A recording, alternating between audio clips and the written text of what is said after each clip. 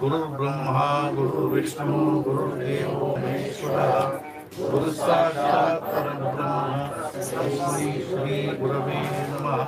जयाता जनी जन्मनामात्तसाला जयाने सदा वासनामातकेला जया चामुखी सर्वदा नामकी नमस्कारत्या ब्रह्मचैतन्यम् सद्गुरुनाथ महाराज की जय।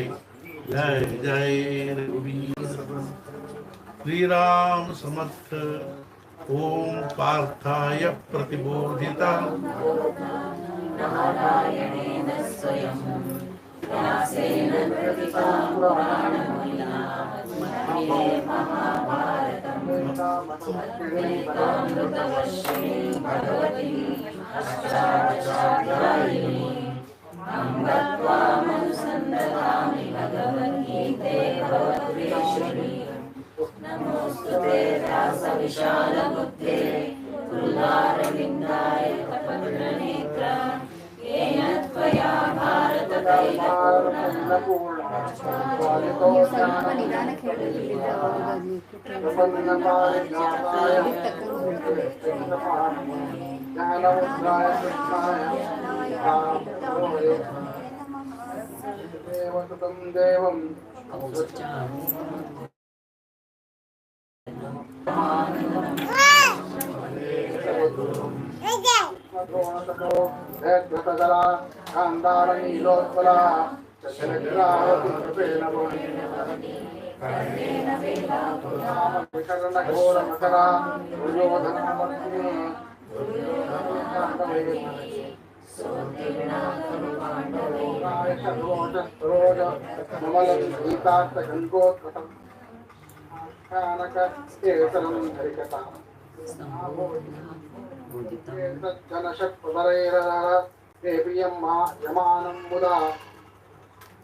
भारत पंकजं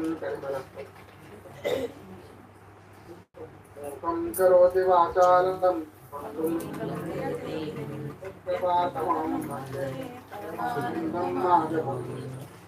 साकारं भुजगणशयनं प्रणामं सुरेशं विश्वनाथं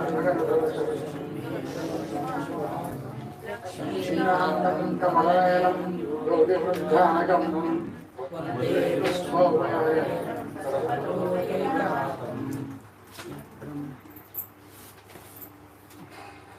16ನೇ ತೆಗಿನಿ ಒಂದ್ಸಲ ಹೇಳ್ತೀನಿ, ಶ್ಲೋಕನ ಹೇಳ್ತೀನಿ, ಪೂರ ಅನ್ಕೋತ ಹೋಗ್ಬೇಕು. ಅದಾವಾಗ 17ನೇ ಶ್ಲೋಕ, 17ನೇ ಅಧ್ಯಾಯ. ಶ್ರೀರಾಮ ಸಮರ್ಥ.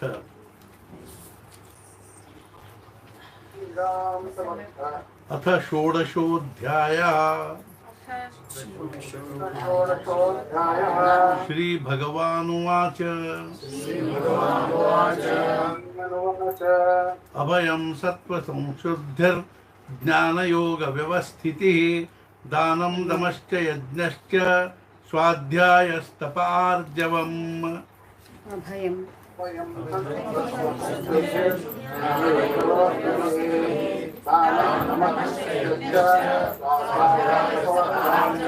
अहिंसा सत्यमक्रोधस्त्यागः शान्तिरपैशुनम् दया भूतेष्वलोलुप्त्वं मार्दवं ह्रीरचापलम्।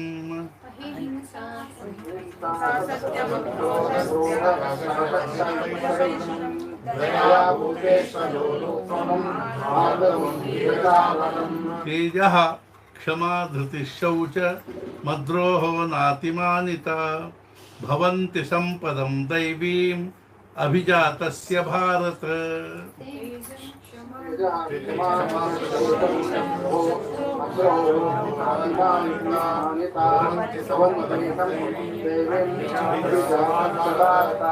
दम्भो दर्पोऽभिमानश्च क्रोधः पारुष्यमेव च अज्ञानं चाभिजातस्य पार्थ सम्पदमासुरीम्।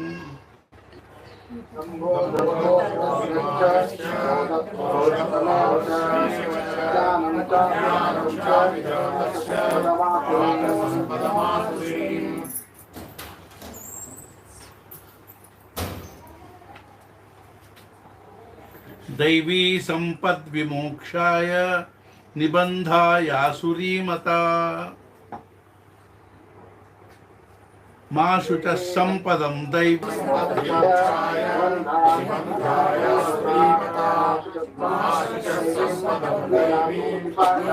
द्वौ भूतसर्गौ लोकेऽस्मिन् दैव आसुर एव च दैवो विस्तरशः प्रोक्त आसुरं पार्थ मे शृणु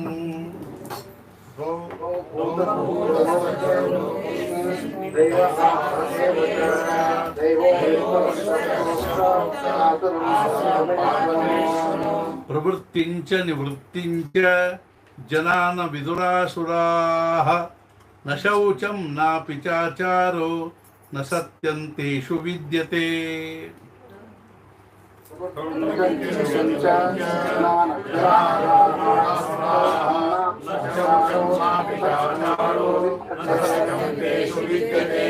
असत्यमप्रतिष्ठन्ते जगदाहुरनीश्वरम् अपरस्परसम्भूतं किमन्यत् कामहैतुकम्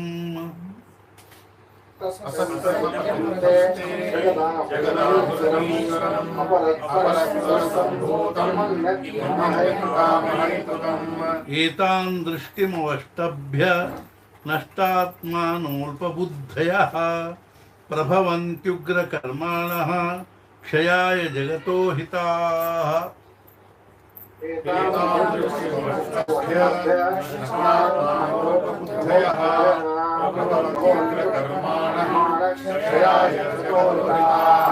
काममाश्रित्य दुष्पूरं दम्भमानमदान्विताः मोहात् गृहीत्वा सद्ग्राहान् प्रवर्तन्ते शुचिव्रताः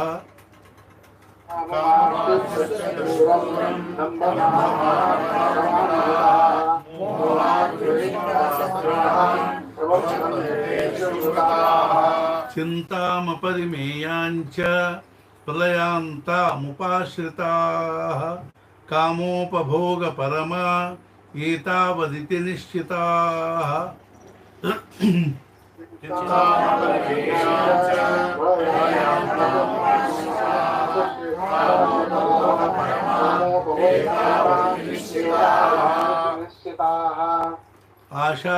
आशापाशशतैर्बद्धा कामक्रोधपरायणा ईहन्ते कामभोगार्थम् अन्यायेनार्थसञ्चयान्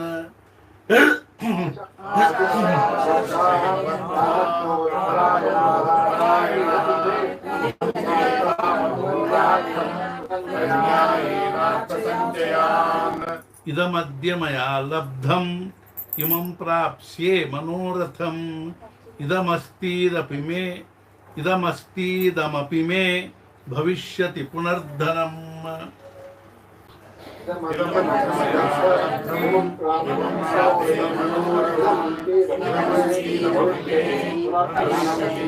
असौ मया हतः शत्रुर्हनिष्ये चापरानपि ईश्वरोऽहमां भोगी सिद्धोऽहं बलवान् सुखी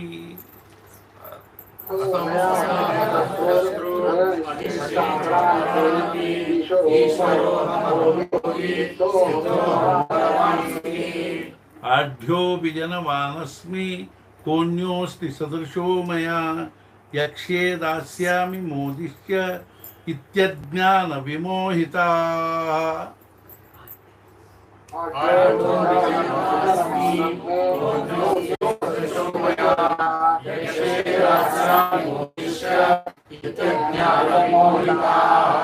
अनेकचित्तविभ्रान्ता मोहजालसमावृताः प्रसक्ताः कामभोगेषु पतन्ति नरकेषु च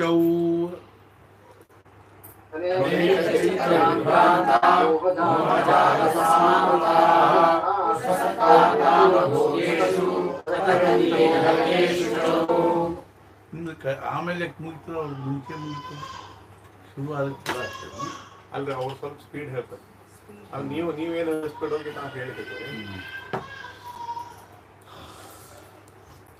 आत्मसंभाविता स्तब्धा धनमान मदान्विताः यजन्ते नाम यज्ञैस्ते दम्भेना विधिपूर्वकम्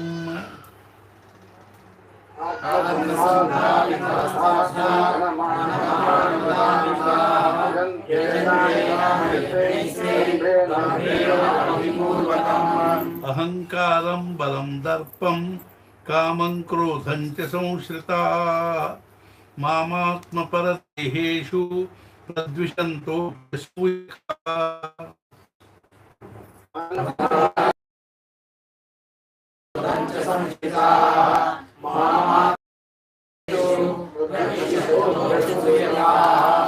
तानहं द्विषतः क्रूरान् संसारेषु नराधमान् क्षिपाम्यदस्रमशुभान् आसुरीष्वेव योनिषु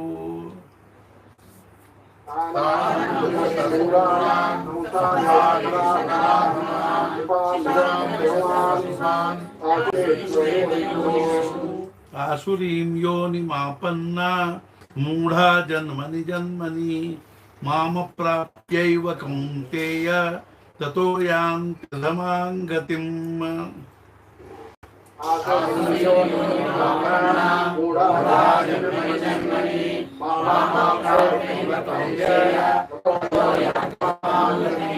त्रिविधं नरकस्येदं द्वारं नाशनमात्मनः कामः क्रोधस्तथा लोभः तस्मादेतत्त्रयं त्यजेत्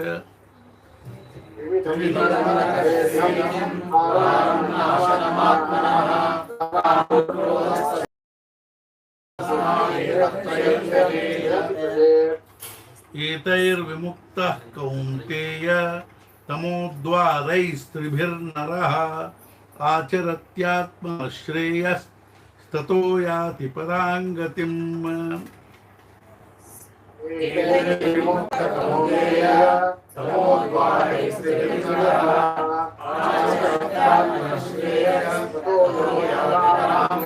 यशास्त्रविधिमुत्सृज्य वर्तते कामकारतः न स सिद्धिमवाप्नोति न सुखं न परां गतिम्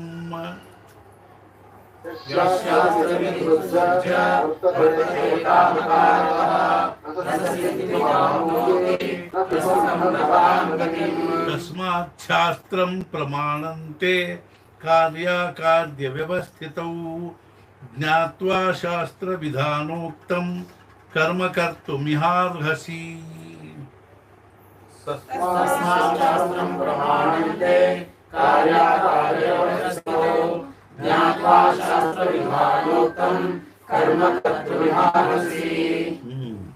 इति श्री ओम तत्सदिति श्रीमद्भगवद्गीतासु उपनिषत्सु ब्रह्मविद्यायां योगशास्त्रे श्रीकृष्णार्जुनसंवादे देवासुरसम्पत्तिवादयोगो नाम योगोऽध्यायः। श्रीकृष्णार्पणमस्तु। श्री राम समर्थ। अथ सप्तदशोऽध्यायः।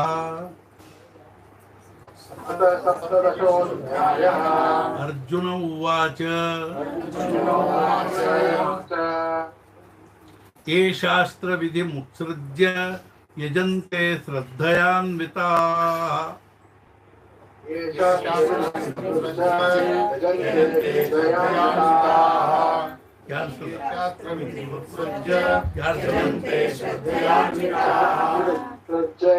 यजन्ते श्रद्धयान्विताः तेषां निष्ठा तु का कृष्ण सत्त्वमाहो रजस्तमः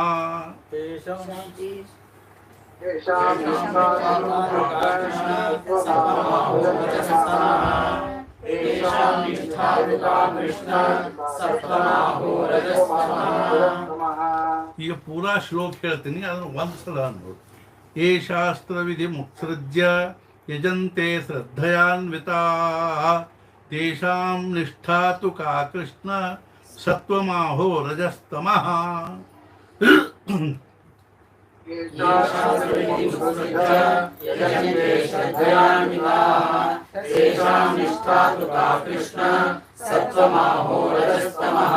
श्री भगवानुवाच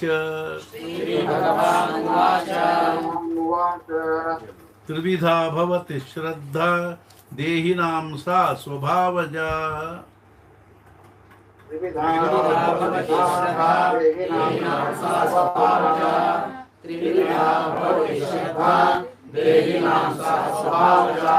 सात्विकी राजसी चैव तामसी चेति तां शृणु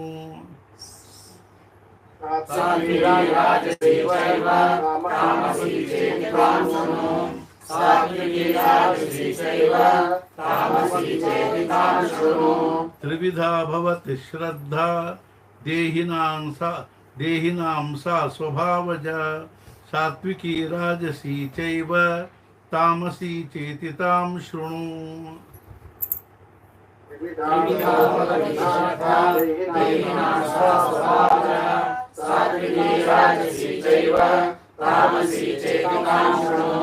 सत्त्वानुरूपा सर्वस्य श्रद्धा भवति भारत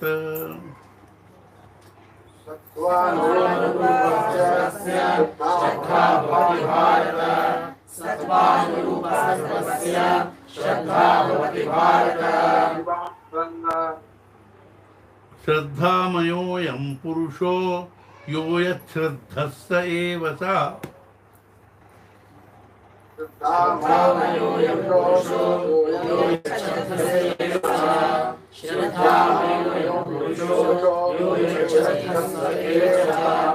सत्त्वानुरूपा सर्वस्य श्रद्धा भवति भारत श्रद्धामयोऽयं पुरुषो यो यच्छ्रद्धः स एव सः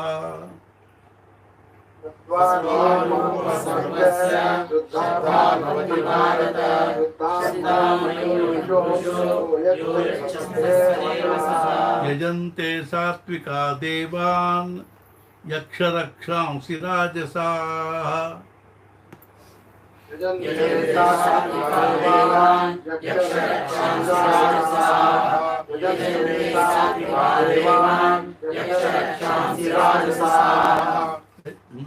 प्रेतान् भूतगणांश्चान्ये यजन्ते तामसा जनाः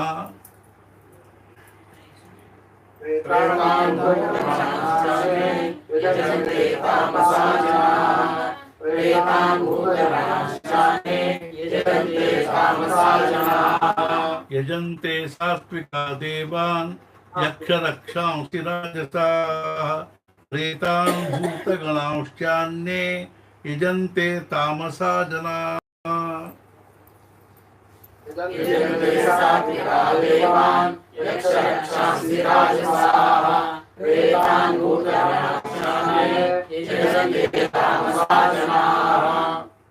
अशास्त्रभीतं घोरं तप्यन्ते ये तपोजनाः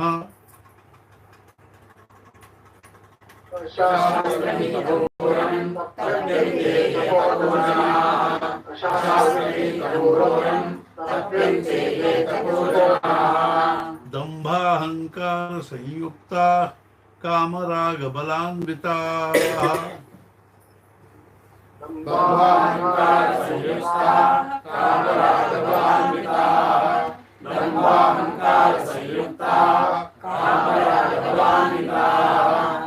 अशास्त्रविहितं घोरं तप्यन्ते ये तपोजनाः दम्भाहंकार संयुक्ता कामराग बलान्विताः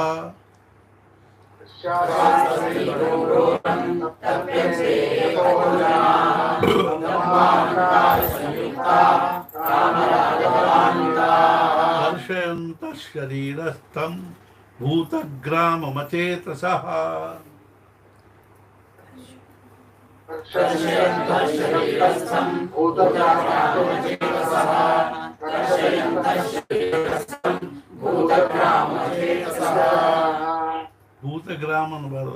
भूतग्राममचेतसः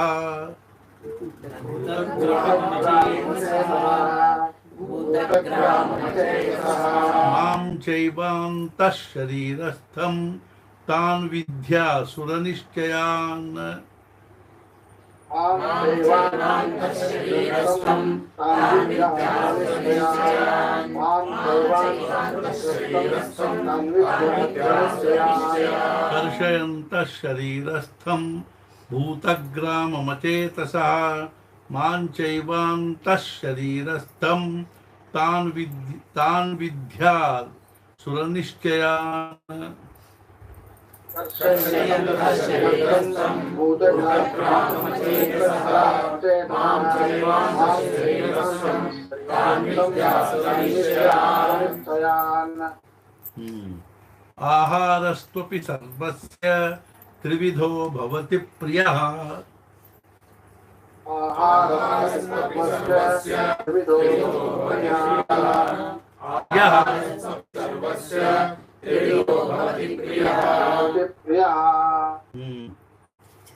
यज्ञस्तपस्तथा दानं तेषां भेदमिमं शृणु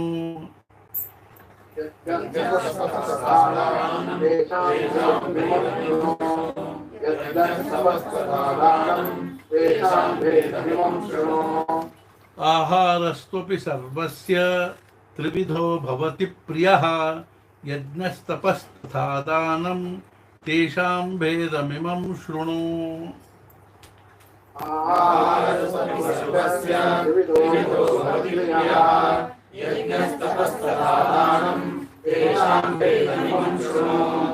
आयुः सत्त्वबलारोग्य सुखप्रीतिविवर्धना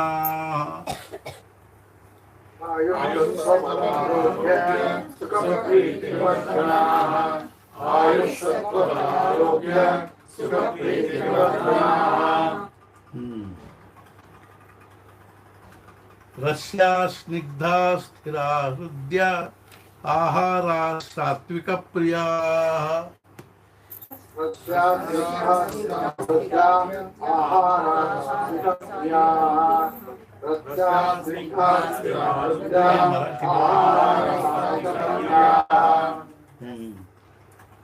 आयुः सत्त्वबलारोग्य सुखप्रीतिविवर्धनाः रस्या स्निग्धा स्थिरा हृद्या आहारा सात्विकप्रियाः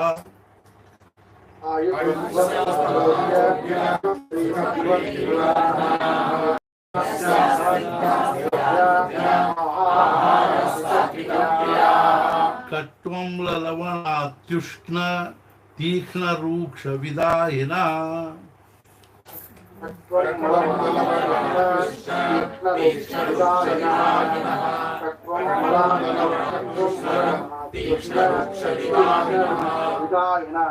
कट्वं ललवणात्युष्ण तीक्ष्णरूक्षविदाहिना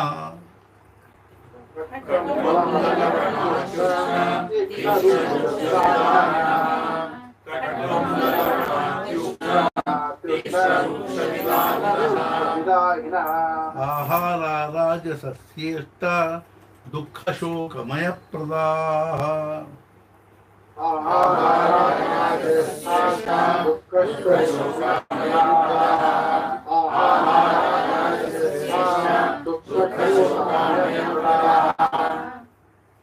यातयामं गतरसं पूतिपर्युषितं च यत्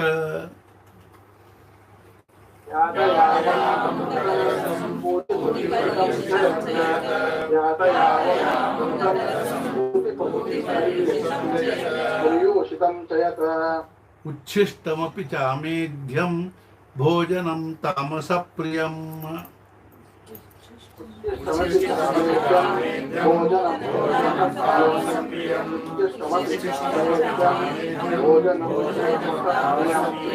यातयामं गतरसं पूतिपर्युषितं च यत् उच्छिष्टमपि चामेध्यं भोजनं तामसप्रियम्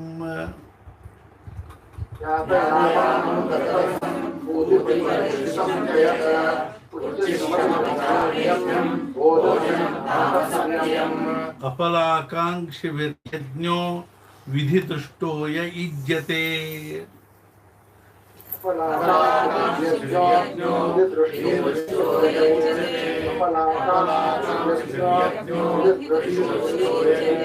यष्टव्यमेवेति मनः समाधाय स सात्विकः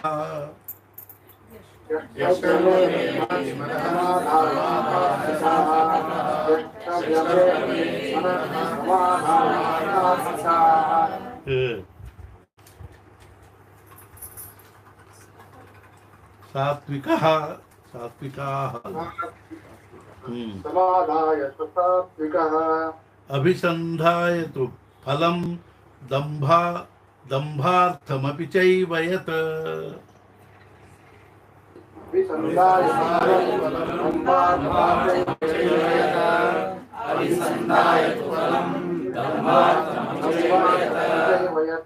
इज्यते भरतश्रेष्ठ तं यज्ञं विधिराजसम्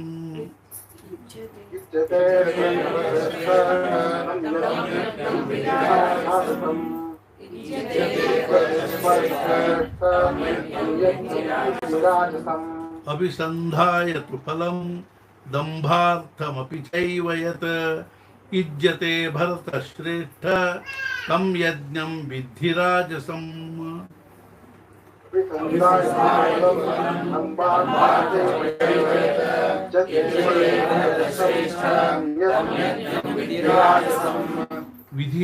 विधिहीनमसृष्टान्नं मन्त्रहीनमदक्षिणम्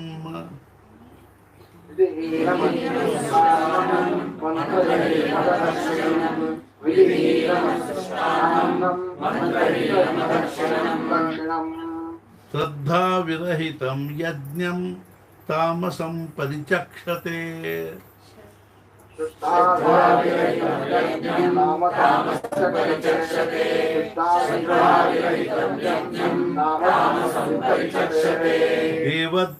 विधिहीनमसृष्टान्नं मन्त्रहीनमदक्षिणं श्रद्धाविरहितं यज्ञं तामसं परिचक्षते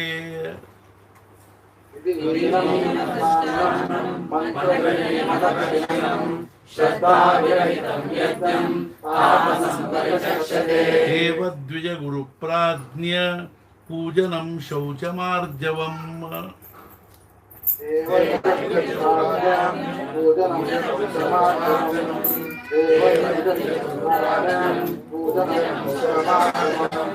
ब्रह्मचर्यमहिंसा च शारीरं तप उच्यते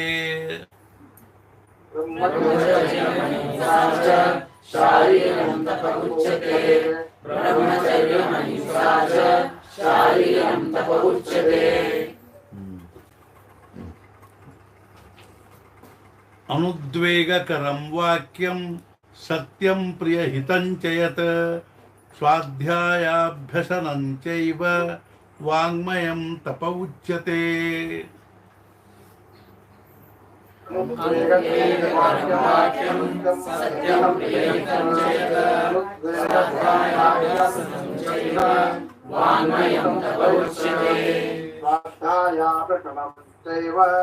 वाङ्मयं तप उच्यते स्वाध्यायाभ्यसनं चैव वाङ्मयं तप उच्यते स्वाध्यायाभ्यसनं चैव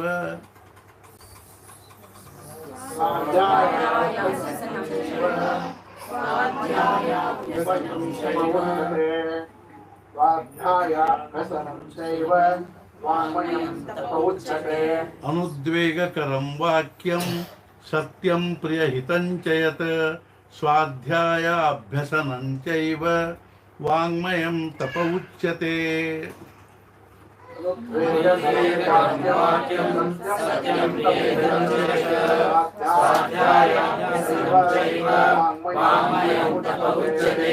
मनः प्रसाद सौम्यत्वं मौनमात्मविनिग्रहः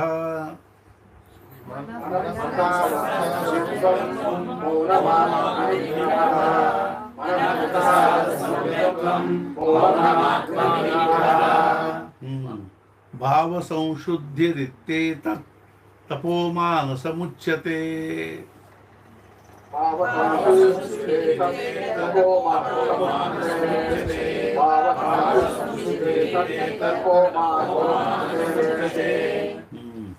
भाव संशुद्धिरित्येतत् तपोमानसमुच्यते।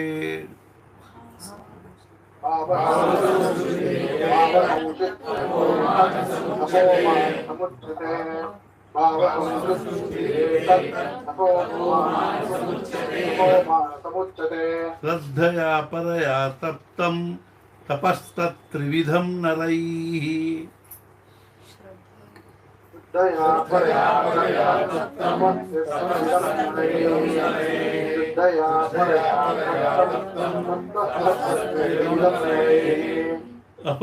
अफलाकाङ्क्षिभिर्युक्तैः सात्विकं परिचक्षते।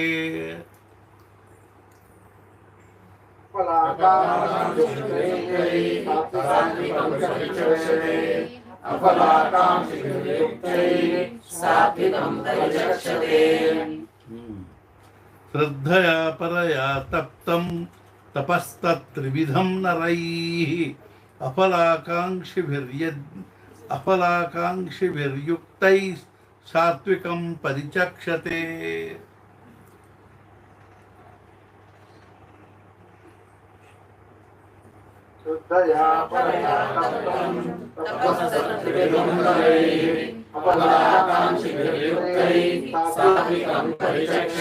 सत्कारमान पूजार्थं तपोदम्भेन चैव यत्।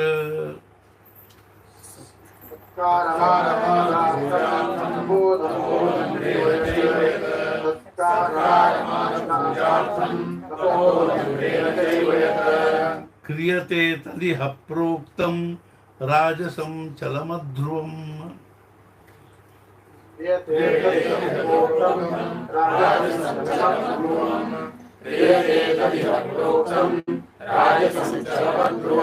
सत्कारमान पूजार्थं तपोदम्भेन चैव यत्। क्रियते तदिह प्रोक्तं राजसं चलमध्रुवम्।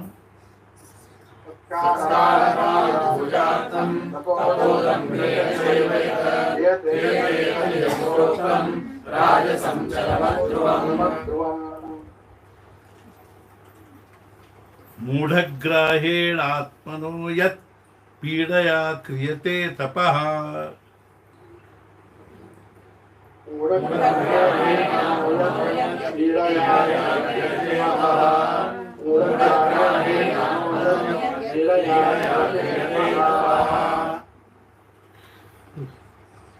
परस्योत्सादनार्थं वा तत्तामसमुदाहृतम्।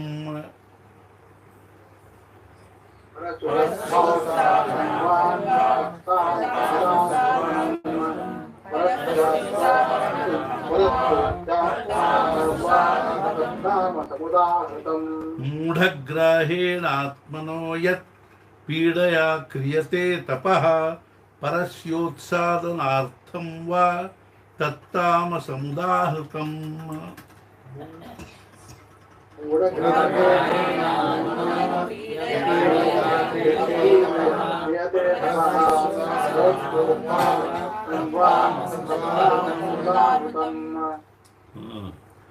दातव्यमिति यद्दानं दीयते नुपकारिणे।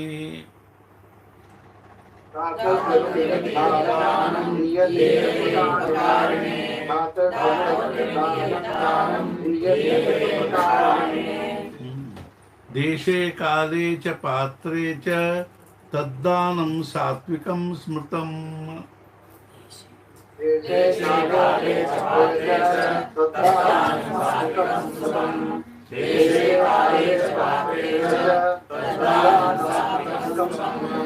दातव्यमिति यद्दानं दीयते नुपकारिणे।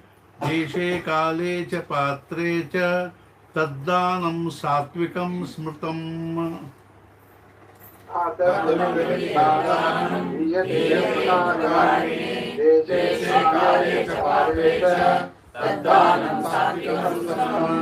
यत्तु प्रत्युपकारार्थं फलमुद्दिश्य वा पुनः।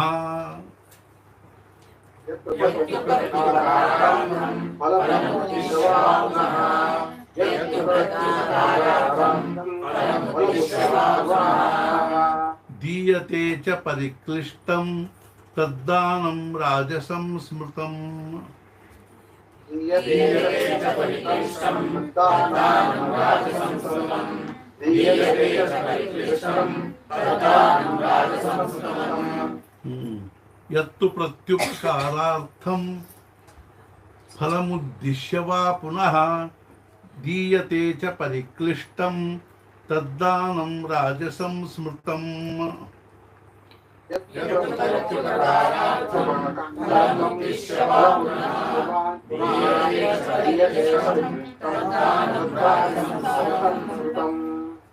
यत्तु प्रत्युपकारार्थं फलमुद्दिश्य वा पुनः दीयते च परिक्लिष्टं तद्दानं राजसं स्मृतम्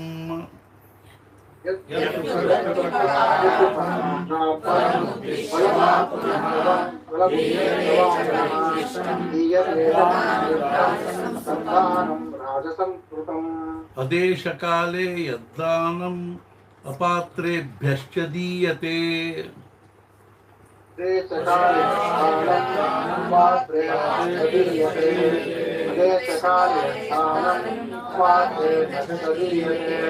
असत्कृतमवज्ञातं तत्तामसमुदाहृतम्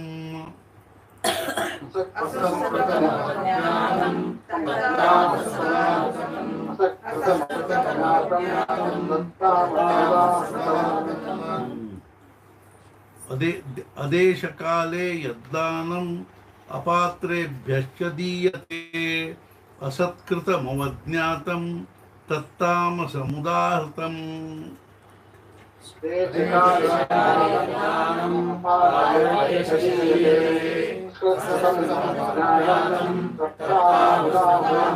असत्कृतमवज्ञातं तत्तामसमुदाहृतम्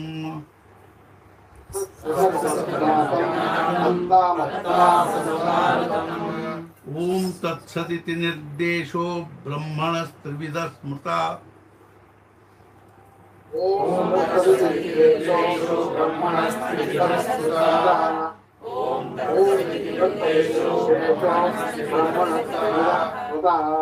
ब्राह्मणास्तेन वेदाश्च यज्ञाश्च विहिताः पुरा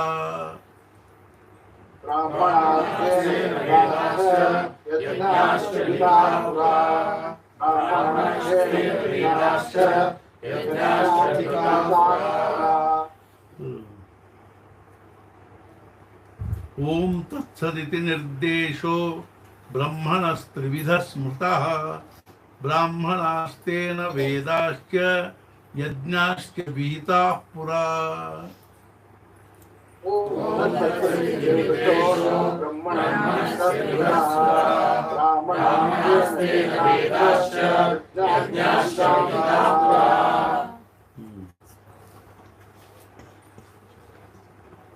तस्मादोमित्युदाहृत्य यज्ञदान तपः क्रियाः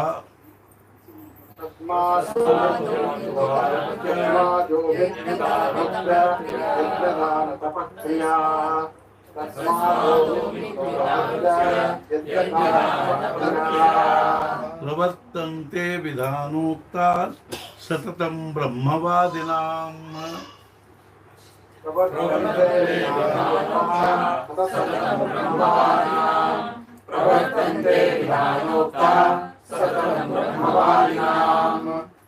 तस्मादोमित्युदाहृत्य यज्ञदान तपः क्रियाः प्रवर्तन्ते विधानोक्ताः सततं ब्रह्मवादिनाम्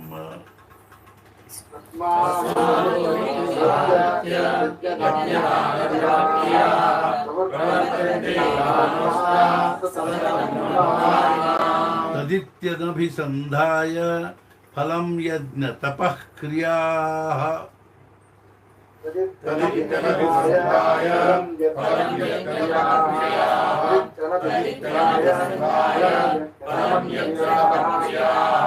दान क्रियाश्च विविधाः क्रियन्ते मोक्षकांक्षिभिः क्रियन्ते मोक्षकांक्षिभिः दानक्रियाश्च विविधाः क्रियन्ते मोक्षकांक्षिभिः तदित्यनभिसन्धाय फलं यज्ञ तपः क्रियाः दानक्रियाश्च विविधाः क्रियन्ते मोक्षकांक्षिभिः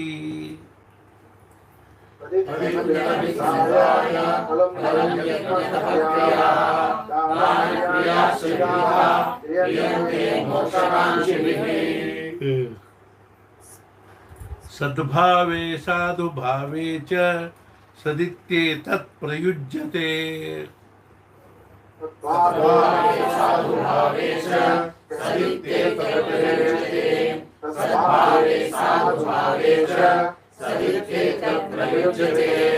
प्रशस्ते कर्मणि सदा सच्छब्दः पार्थयुज्यते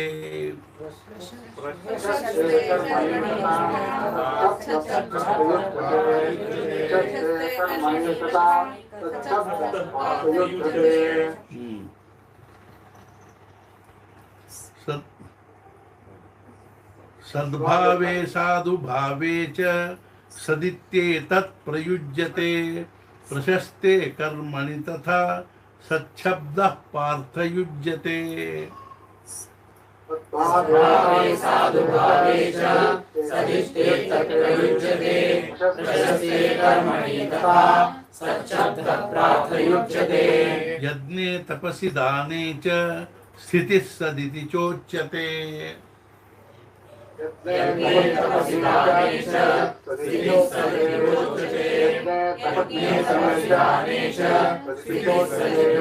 कर्मचैव तदर्थीयं सदित्येवाभिधीयते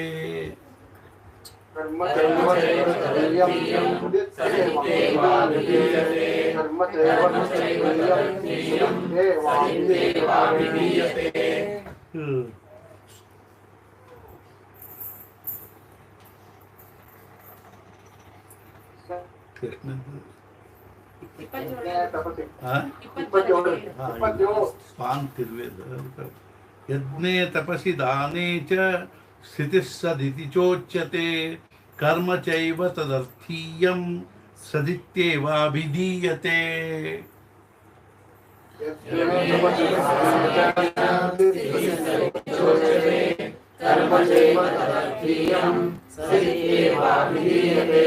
अश्रद्धया हुतं दत्तं तपस्तप्तं कृतं च यत्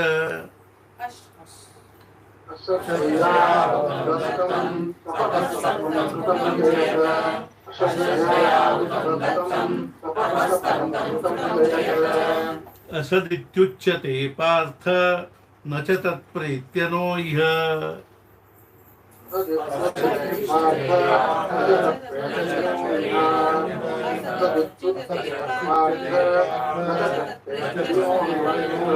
अश्रद्धया हुतं दत्तं तपस्तप्तं कृतं च यत् असदित्युच्यते पार्थ न च तत्प्रेत्यनो इह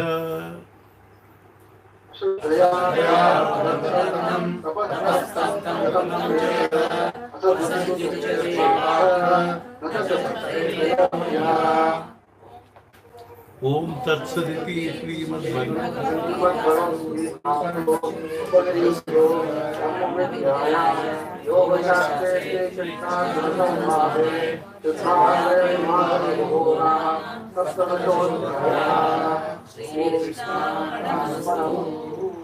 ಹತ್ತನೇ ಅಧ್ಯಾಯದಾಗ ಇನ್ನೂ 5 ಶ್ಲೋಕ ಹೇಳ್ತದೆ.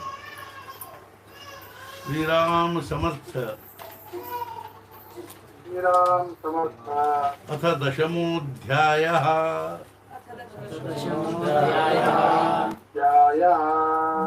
श्री भगवानुवाच भूय एव महाबाहो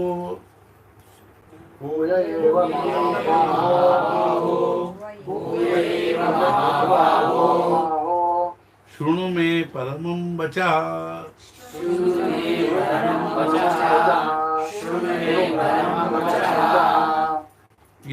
भूय यत्तेऽहं क्रियमाणाय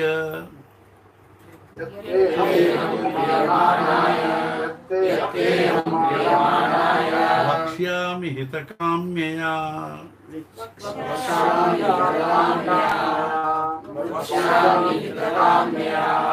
न मे विदुःसुरगणाः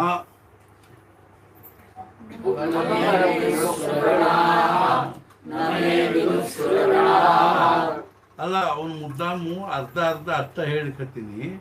ಈಗ ಪೂರಾ ಅರ್ಧ ಶ್ಲೋಕ ಇವತ್ತು ಬೇಡ, ಮತ್ತೆ ಒಂದ್ಸಲ ಹಿಂಗೆ ಅಂದ ಬಳಕ ಎರಡನೇ ಸಲ ಕಂಡು ಮತ್ತೆ ನಮೇ ಬಿದು ಸುರಗಣಾಹ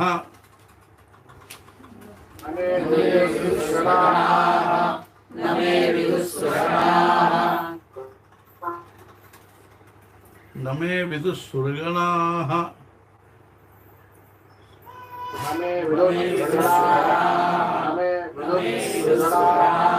ಪ್ರಭವನ್ನ ಮಹರ್ಷಯಃ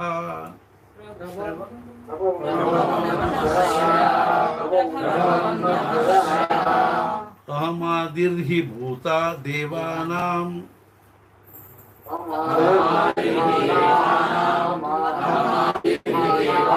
ಮಹರ್ಷೀಣಾಂಚ ಸರ್ವಶಃ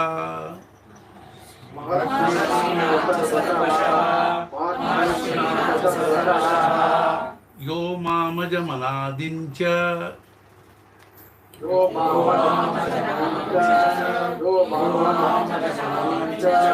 ಲೋಕ ವೇತ್ತಿ ಲೋಕಮಹೇಶ್ವರಂ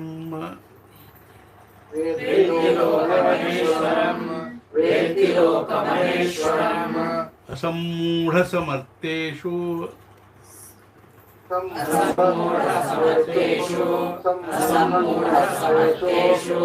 ಸರ್ವಪಾಪೈಃ ಪ್ರಮುಚ್ಯತೆ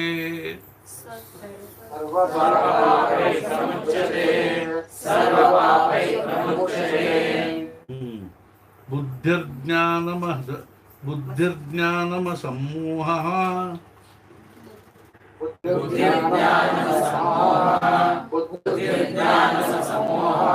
ಕ್ಷಮಾ ಸತ್ಯಂ ದಮಃ ಶಮಃ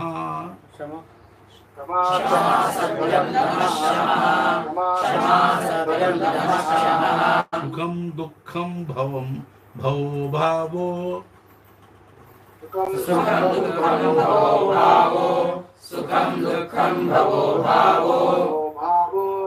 ಭವೋ ಭಯಂ ಚ ಭಯಮೇವ ಚ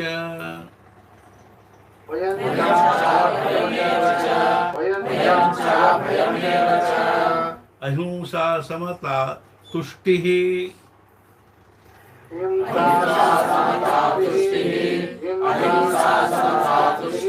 ತಪೋದಾನಂ ಯಶೋ ಯಶಃ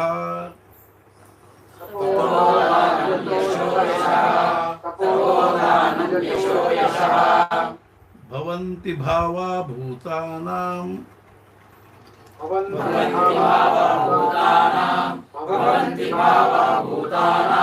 ಮತ್ತ ಏವ ಪೃಥಗ್ವಿಧಾಃ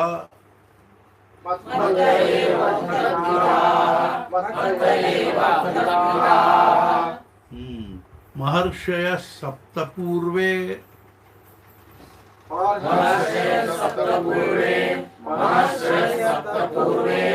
ಚತ್ವಾರೋ ಮನವಸ್ತಥಾ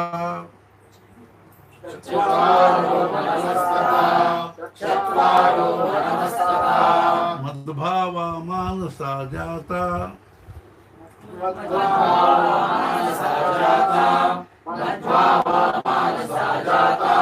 येषां लोक इमाः प्रजाः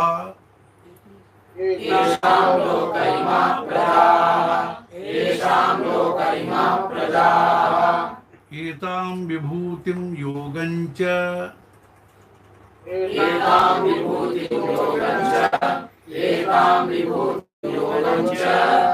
मम यो वेत्ति तत्त्वतः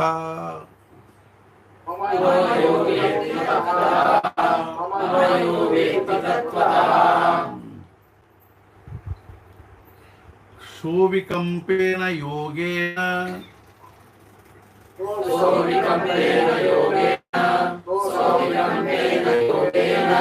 युज्यते नात्र संशयः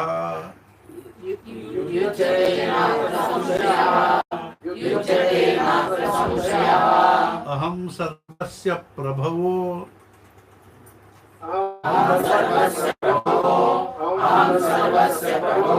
ಮತ್ತಃ ಸರ್ವಂ ಪ್ರವರ್ತತೆ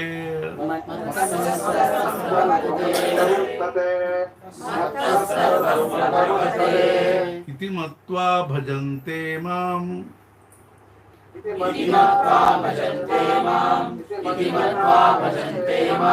ಬುಧಾ ಭಾವ ಸಮನ್ವಿತಾಃ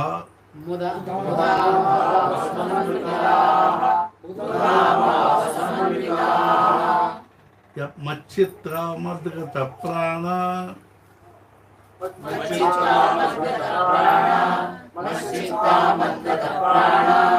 ಬೋಧಯಂತಃ ಪರಸ್ಪರಂ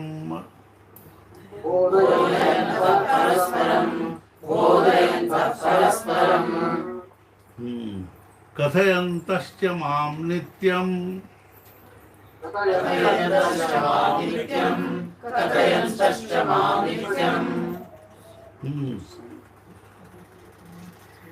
ತುಷ್ಯಂತಿ ಚ ರಮಂತಿ ಚ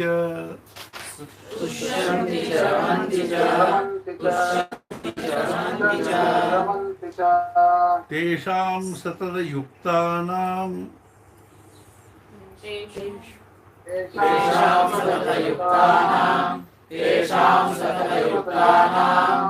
ಭಜತಾಂ ಪ್ರೀತಿಪೂರ್ವಕಂ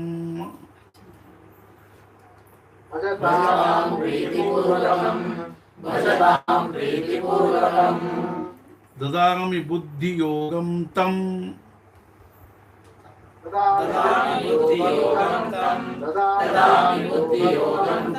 ಯೇನ ಮಾಮುಪಯಾಂತಿ ತೇ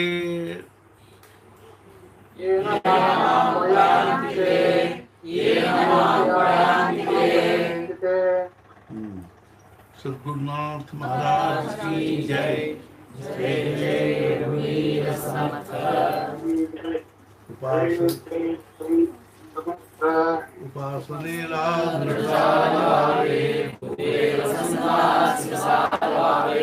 सकर्मयोगे वैभावे सर्वांगी मंगलभावे सीताकांत स्मरण जय जय राम। महाराज की जय।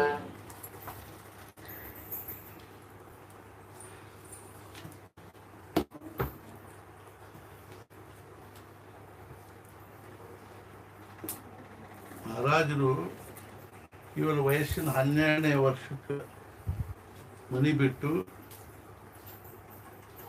ಅಷ್ಟೆಲ್ಲ ಸಂಚಾರ ಮಾಡಿ ಸದ್ಗುರುಗಳಿಗೆ ಶರಣು ಹೋಗಿ ಅವ್ರ ವಿಷಯದಲ್ಲಿ ಒಂದು ನಿತಾಂತವಾದ ಶ್ರದ್ಧೆಯನ್ನಿಟ್ಟು ಅವರ ಅಖಂಡವಾಗಿ ಅವರ ಆಜ್ಞಾಪಾಲನೆ ಅವರ ಸೇವೆ ಶುಶ್ರೂಷೆ ಮಾಡಿಕೊಂಡು ಅವರ ಒಂದು ಅನುಗ್ರಹಕ್ಕೆ ಪಾತ್ರ ಆಗಬೇಕಾದ್ರೆ ಅವ್ರ ಭೂಮಿಕಾ ಆದರೂ ಏನಿರ್ಬೋದು ಅಂತ ವಿಚಾರ ಮಾಡಿದ್ರೆ ನಮಗೆ ಆಶ್ಚರ್ಯ. ಅದಕ್ಕಾಗಿಯೇ ಅನಿಸ್ತಾ ಏನು ಅಂದರೆ ನಮ್ಮ ಭಾರತೀಯ ಸನಾತನ ವೈದಿಕ ಸಂಸ್ಕೃತಿ ಹಾಗೂ ಆಧ್ಯಾತ್ಮಿಕ ಒಂದು ಪರಂಪರೆಯಲ್ಲಿ ನಮ್ಮ ಭಾರತೀಯ ಸಂಸ್ಕೃತಿ ಮೂರ್ತಿಮಂತ ಸಂಸ್ಕೃತಿ, ಮೂರ್ತಿಮಂತ ತತ್ವಜ್ಞಾನ ಅನ್ನುವಂಥ ಒಂದು ಅವಸ್ಥೆಯಲ್ಲಿದ್ದು ಅಷ್ಟು ಸಣ್ಣ ಹುಡುಗರು ಇರಬೇಕಾದ್ರೆ ಕೇವಲ ಒಂದು ಸದ್ಗುರುಗಳ ದರ್ಶನ ಆಗಬೇಕು, ಸೇವಾ ಆಗಬೇಕು ಅನ್ನೋ ಭಾವನೆಯಿಂದ ಮನೆ ಬಿಟ್ಟಿರ್ತಕ್ಕಂಥವರು ಇವರು ಕಾಶಿಗೆ ಬಂದಿದ್ದಾರೆ. ಕಾಶಿಯಲ್ಲಿ ತೈಲಂಗ ಸ್ವಾಮಿಗಳು ಅಂತ ತಿಳ್ಕೊಂಡು ನಿನ್ನ ನಾನು ಹೇಳಿದ್ದೆ 40 ವರ್ಷ ಅವರು ಸ್ಮಶಾನದಲ್ಲಿ ಕೂತು ಅಥವಾ ಸಾಧನೆ ಮಾಡಿದರು. ಮುಂದೆ ಅವರು ಸಂಚಾರ ಮಾಡ್ಕೋತ ಭಾರತವನ್ನೆಲ್ಲ ಸಂಚಾರ ಮಾಡಿ ಕೊನೆ ಕಾಶಿ ಒಳಗೆ ಹೋಗಿದ್ದು. ಆವಾಗ ಅವ್ರ ಅವಸ್ಥೆ ಹೆಂಗಿತ್ತು ಅಂದರೆ ಅದು ಭಾಳ ಉಚ್ಚ ಮಟ್ಟದ ಅವಸ್ಥೆ ಆಯಿತು. ಅವರ ದೇಹ ಬುದ್ಧಿ ಲೇಷ ಇಲ್ಲದೆ ಇರೋದ್ರಿಂದಾಗಿ ಅವ್ರು ಯಾವಾಗಲೂ ಏನು ಮಾಡ್ತಿದ್ದಿಲ್ಲ ಅಂದ್ರೆ ಯಾವುದೇ ವಸ್ತ್ರವನ್ನು ಮೈಮ್ಯಾಲ ಧಾರಣೆ ಮಾಡ್ತಿದ್ದಿಲ್ಲ. ಅವ್ರಿಗೆ ಅದರದ್ದು ಕಲ್ಪನಾನೂ ಇರ್ತದೆ. ಆದರೆ ಊರಾಗಿನ ಕಾಶಿ ಒಳಗಿನ ಜನರು ಅವ್ರು ಮೊದಲ ಭಾಳ ಸ್ಥೂಲ ಶರೀರ ಅವ್ರದ್ದು. ಆಗಿನ ಕಾಲದ ಅರ್ಥಾತ್ ಸಾಧಾರಣ 350 ಇದ್ರು 350 ವರ್ಷದವರಾಗಿತ್ತು. ಇಂಥ ಒಂದು ಸ್ವರೂಪದಲ್ಲಿರ್ತಕ್ಕಂಥ ಅವರು ಮಹಾರಾಜರ ಬಗ್ಗೆ ಅತ್ಯಂತ ಪ್ರೇಮದಿಂದ ಮಹಾರಾಜರ ಜೊತೆಗೆ ಮಾತಾಡಿದರು, ತಮ್ಮ ತಲೆ ಮೇಲೆ ಕೂಡ್ಸ್ಕೊಂಡ್ರು, ಅತ್ಯಂತ ಪ್ರೇಮ ಮಾಡಿದ್ರು. ಮಹಾರಾಜರವ್ರ ಹತ್ರ ಒಂದು 3-4 ದಿವಸ ಇದ್ದರು. ಆಮೇಲೆ ಅಲ್ಲಿಂದ ಮತ್ತೆ ಮುಂದೆ ಪ್ರಯಾಣ ಬೆಳೆಸಿದ್ರು. ಈ ತೈಲಂಗ ಸ್ವಾಮಿಗಳು ಒಂದೆರಡು ಉದಾಹರಣೆ ಹೇಳಬೇಕು ಅಂದ್ರೆ, ಇವರು ಒಂದು ದಿವಸ ಏನಾಯ್ತು ಅಂದರೆ, ಒಬ್ಬಾಕಿ ಹೆಣ್ಮಗಳು, ಸ್ವಲ್ಪ ಶ್ರೀಮಂತ ಹೆಣ್ಮಗಳು, ಆಕೆ ಕೈಯಲ್ಲಿ ಪೂಜಾ ಸಾಮಗ್ರಿಗಳನ್ನು ಹಿಡ್ಕೊಂಡು ಅವಳು ಏನು ಮಾಡ್ತಾ ಇದ್ಲು, ವಿಶ್ವನಾಥನ ದರ್ಶನಕ್ಕೆ ಹೋಗ್ತಿದ್ಲು. ಅವಾಗ ಎದುರಿಗೆ ಇವ್ರು ಬಂದು ಒಂದು ಸಣ್ಣ ಓಣೆವ, ಕಾಶಿ ಒಳಗೆ ಭಾಳ ಸಣ್ಣ ಓಣೆವು. ಅದನ್ನ ಹೆಂಗೆ ಕಟ್ಟಿದ್ರು ಏನು, ಸಣ್ಣ ಓಣಿ ಒಳಗೆ 4 ಅಂತಸ್ತಿನ ಬಿಲ್ಡಿಂಗು ಹೆಂಗೆ ಎಬ್ಬಿಸಿದ್ರು ಅಂತ ಆಶ್ಚರ್ಯ ಆಗ್ತದೆ. ಅಷ್ಟು ಸಣ್ಣ ಓಣಿ ಒಳಗೆ ಇತ್ಲಾಯಿಂದ ಹತ್ಲ ಕೈ ಬಡ್ಕೋತ ಚಿಗಡಿ ಗ್ವಾಡಿಗೆ ಹಿಂಗೆ ಕೈ ಬಡ್ಕೋತ ಅವ್ರು ಬರ್ಲಿಕ್ಕೆ ಹತ್ತಾರೆ. ಎದುರಿಗೆ ಬತ್ತಲೇ ಸಂಪೂರ್ಣವಾಗಿ ನಗ್ನ ಅವಸ್ಥೆಯಲ್ಲಿರ್ತಕ್ಕಂಥವ್ರು. ಅವ್ರು ನೋಡಿ ಆಕಿ ಭಾಳ ಸಿಟ್ಟು ಬಂದು ಕೂಡಲೇ ಆಕಿ ಅವ್ರಿಗೆ ಅಂದರು, ಇಂಥ ಪರಿಂದ ಈ ಸ್ವರೂಪದಲ್ಲಿ ನೀವು ಊರಾಗೆ ಹಾಕಿರ್ತೀರಿ, ಅಡವ್ಯಾಗ ಹೋಗ್ರಿ, ಎಲ್ಲರೂ ಅರಣ್ಯದೊಳಗೆ ಹೋಗ್ರಿ ಅಂತ. ಅದಕ್ಕೆ ಅವ್ರು ಸುಮ್ಮನೆ ಮೂವಣ್ಣಕ್ಕೆ ಬಿಟ್ಟು ಆಮೇಲೆ ಆಕಿ ವಿಶ್ವನಾಥನ ದರ್ಶನ ಮಾಡ್ಕೊಂಡು ಬಂದು ಮನೆಗೆ ಬರೋದಾಗಿಲ್ಲ. ಆಕಿ ಗಂಡಗೆ ವಿಪರೀತ ಹೊಟ್ಟೆ ನೋವು. ಅವ್ನು ಒದ್ದಾಡ್ಲಿಕ್ಕೆ ಹತ್ತಿದ್ದ. ಏನಾಯ್ತು ಅಂತ ಕೇಳಿದ ಕೂಡಲೇ ಡಾಕ್ಟರ್ ಆಯ್ತು, ವೈದ್ಯರಾಯ್ತು, ಹಕೀಮ್ ಆಯ್ತು, ಎಲ್ಲರನ್ನೂ ಕರೆಸಿ ನೋಡಿದ್ರು, ಏನೇನು ಉಪಯೋಗ ಆಗಲಿಲ್ಲ. ಆವಾಗ ಆಕಿ ಪಶ್ಚಾತ್ತಾಪ ಆಯ್ತು. ನಾನು ಆ ಮಹಾತ್ಮರಿಗೆ, ಸತ್ಪುರುಷರಿಗೇನು ಅಂದು ಬಂದೆ, ಅದರಿಂದ ಇದು ಪರಿಣಾಮ ಇರಬಹುದು ಅಂತ ತಿಳ್ಕೊಂಡು ಮತ್ತೆ ಅವ್ರ ಕಡೆ ಗಂಡನ ಕರ್ಕೊಂಡು ಹೋಗಿ ಸಾಷ್ಟಾಂಗ ನಮಸ್ಕಾರ ಮಾಡಿ, ನಮ್ಗೆ ತಪ್ಪಾಯ್ತು, ಕ್ಷಮಾ ಮಾಡಬೇಕು ಅಂದಾಗ, ಯಾಕೆ ಏನಾಯಿತು, ನನ್ನ ಗಂಡನಿಗೆ ಭಾಳಷ್ಟು ಇದು ಆಗಿದೆ ಅಂತ, ಹೊಟ್ಟೆ ನೋವು ಭಾಳ ಆಗಿದೆ. ಅದಕ್ಕೆ ಅವ್ರು ಹೇಳಿದ್ರು ವಿನೋದವಾಗಿ, ಅಲ್ಲಿ ಸಣ್ಣ ಹುಡುಗ ಕೂತಂದ, ಅವನ ಮೂತ್ರವನ್ನು ಕುಡಿಸ್ರಿ, ಅವನಿಗೆ ಗಂಡಕ್ಕೆ ಕುಡಿಸು ಅಂದ್ರೆ ಆರಾಮಾಗ್ತದೆ ಅಂತ. ಅವಾಗ ಸಂಕೋಚ ಮಾಡಿಕೊಂಡು ಮತ್ತು ಅವರೇ ಏನು ಮಾಡಿದ್ರು ಅಂದರೆ, ಒಂದಿಷ್ಟು ಅಂಗಾರ ತೊಗೊಂಡು ಅವ್ರು ಹಚ್ಚಿದ್ರು. ಹಚ್ಚಿದ ಕೂಡಲೇ ಮುಂದೆ ಅವ್ರಿಗೆ ಆರಾಮಾಯಿತು. ಒಂದು ದಿವಸ ಅವ್ರು ಸಾಮಾನ್ಯವಾಗಿ ಅವ್ರ ಅವಸ್ಥೆ ಹೆಂಗಿತ್ತು ಅಂದರೆ, ಸ್ನಾನ ಮಾಡಿ ಗಂಗಾ ದಂಡಿ ಕೂತರು ಅಂದರೆ 6 ತಾಸು 7 ತಾಸು ಅಲ್ಲೇ ಕೂತಿರ್ತಿದ್ರು. ಗಂಗಾ ಸ್ನಾನ ಮಾಡಿ ಹೋಗೋರು ಬರೋರು ತಲೆ ಮೇಲೆ ಒಂದು ತಂಬಿ ನೀರು ಹಾಕಿ ಬಿಲ್ಪತ್ರಿ ಏರಿಸಿ ಬರ್ತಿದ್ರು. ಸಚಲ ವಿಶ್ವನಾಥ ಅಂತಿದ್ರು. ಒಂದೊಂದು ಸಲ ಅವರು ಗಂಗಾ ನದಿಯಲ್ಲಿ ಅಂಗಾತ ಮಲ್ಕೊಂಡ್ಬಿಟ್ಟು ನಿಮ್ಗೆ ಆಶ್ಚರ್ಯ ಅನಿಸ್ಬೋದು, 2 ದಿವಸ ಹಂಗೆ ಮಲ್ಕೊಂಡಿರ್ತಿದ್ರು. ಅದೇ ರೀತಿ ಹರ್ಕೊಂಡು ಹೋಗ್ತಿದ್ರು, ಮತ್ತೆ ಹರ್ಕೊಂಡು ಬರ್ತಿದ್ರು. ಈ ರೀತಿಯಾಗಿ ವಿಲಕ್ಷಣ ಅವಸ್ಥಾದಲ್ಲಿತ್ತು. ಅವ್ರು ಹೇಳಿದ್ರು, ಮಗು ನಾನು ನಿನ್ನ ಗುರು ಅಲ್ಪ, ನಿನ್ನ ಗುರು ಬೇರೆ ಇದ್ದಾರೆ ಅಂತ. ಅದೇ ರೀತಿ ಅದೇ ಸಮಯದೊಳಗೆ ಕಾಶಿಯೊಳಗೆ ಒಬ್ಬ ದೊಡ್ಡ ಪಂಡಿತರಿದ್ರು. ಮಹಾರಾಜರ ಅವ್ರ ಕಡೆ ಹೋಗಿ ನಮಸ್ಕಾರ ಮಾಡಿದ ಕೂಡಲೇ ಅವ್ರು ಅತ್ಯಂತ ವಾತ್ಸಲ್ಯದಿಂದ ಮಹಾರಾಜನ ತಮ್ಮ ತೊಡೆ ಮೇಲೆ ಕೂಡಿಸಿಕೊಂಡು ಮಹಾರಾಜರಿಗೆ ಹೇಳಿದರು, ಮಗು ನೀನು ಮನಸ್ಸು ಮಾಡಿದ್ರೆ ಅಥವಾ ಹ್ಞೂ ಅಂದರೆ ನಾನು ನನ್ನ ಹತ್ತಿರತಕ್ಕಂಥ ಎಲ್ಲ ವಿದ್ಯೆಯನ್ನು ನಿನಗೆ ಕೊಡ್ತೀನಿ ಅಂತೇಳಿ. ಅದಕ್ಕೆ ಮಹಾರಾಜರು ಕೇಳಿದ್ರು, ಅದಕ್ಕಾಗಿ ಎಷ್ಟು ವರ್ಷ ಅಭ್ಯಾಸ ಮಾಡಬೇಕಾಗ್ತದೆ? ಅದಕ್ಕಾಗಿ ಅವ್ರು ಹೇಳಿದ್ರು, ಇದಕ್ಕಾಗಿ 18 ವರ್ಷ ದೀಡ್ ತಪ ಅಭ್ಯಾಸ ಮಾಡಬೇಕು ಅಂದ್ಕೊಳ್ಳಿ. ಮಹಾರಾಜಂದರು, ನನಗೆ ಅಷ್ಟೆಲ್ಲ ಏನು ಸಮಯ ಇಲ್ಲ, ನನಗೆ ನೀವು ಭಾಳ ಆದರೆ 3 ದಿವಸದಲ್ಲಿ ಹೇಳ್ರಿ ಅಂತ. ಅಷ್ಟೆಲ್ಲ ವಿಷಯವನ್ನು 3 ದಿನದಾಗ ಹೇಳ್ರಿ. ಆವಾಗ ಅವ್ರ ಪಂಡಿತರ ಕಣ್ಣ ನೀರು ಬಂದು ಅವರಂದರು, ಮಗು ಅರ್ಥಾತ್ ಏನು ಅಂತಂದರೆ, ನಿನಗೆ ಹೇಳುವಂಥ ಒಂದು ಯೋಗ್ಯತೆ ನಂದಿಲ್ಪ, ನೀನು ಮುಂದೆ ಹೋಗು ಅಂತ ಹೇಳಿ. ಮತ್ತು ಅಲ್ಲಿಂದ ಹೊರಟು ಅವ್ರು ಅಯೋಧ್ಯಕ್ಕೆ ಬಂದರು. ಅಯೋಧ್ಯದಲ್ಲಿ ಅವ್ರು ಏನು ಮಾಡಿದ್ರು ಅಂದರೆ, ಸಹಜವಾಗಿ ಒಂದು ಅರಣ್ಯದೊಳಗೆ ಹೋಗುವ ಹೊತ್ತಿನಾಗ ಒಂದು ಗುಹಾದಲ್ಲಿ ನೈಮಿಷಾರಣ್ಯಕ್ಕೆ ಬಂದರು. ನೈಮಿಷಾರಣ್ಯದಲ್ಲಿ ಒಂದು ಗುಹಾದಲ್ಲಿ ಹೋದರು. ಗುಹಾದಲ್ಲಿ ಹೋದ ಕೂಡಲೇ ಅಲ್ಲೇನಿರ್ತಿದ್ವು ಅಂದರೆ, ಒಂದು ಗುಲಾಬದಲ್ಲಿ ಹೋಗಿ ಕೂತು ಅಲ್ಲಿ ಕೆಲವು ಕಂದ ಮೂಳುಗಳು ಎಂಥವು ಸಿಗ್ತಿದ್ವು ಅಂದರೆ, ಅವನು ಕೆಲವು ಸುಟ್ಕೊಂಡು ತಿಂದರೆ, ಕೆಲವರು ಹಂಗೆ ತಿಂದರು ಸಹಿತ ಹೊಟ್ಟೆ ತುಂಬ್ತಾ ಇತ್ತು. ಅದರಂತೆ ಅಲ್ಲಿ ದಾರಿ ಒಳಗೆ ಅವರಿಗೆ ಅನೇಕ ಅಜಗರಗಳು ಬಿದ್ದುಕೊಂಡಿರ್ತಿತ್ತು, ಕಂಡು ಬಂತು. ಯಾವಾಗಲೂ ಭಯಂಕರ ಕಂಡಿರ್ತಿತ್ತು. ಅಲ್ಲೇ ಮಹಾರಾಜರು 2 ಹೆಡಿ ನಾಗರ ಹಾವು ನೋಡಿದೆ ಅಂತ ಹೇಳ್ತಿದ್ರು. ಈ ರೀತಿಯಾಗಿ ಅವರು ಏನು ಮಾಡಿದ್ರು ಅಂದರೆ ಅಲ್ಲಿಗೆ ಹೋದ್ರು.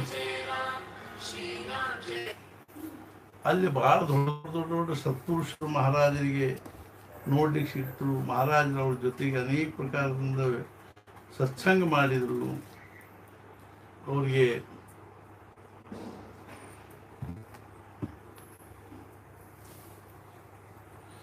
ಅವಾಗ ಅಲ್ಲಿ ಆ ಗುಹಾದಲ್ಲಿ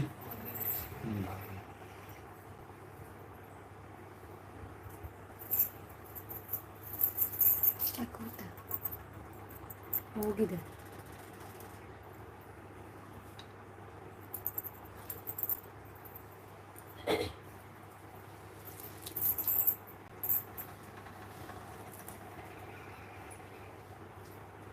ಕಲೆಕ್ಟ್ ಮಾಡ್ತೀನಿ.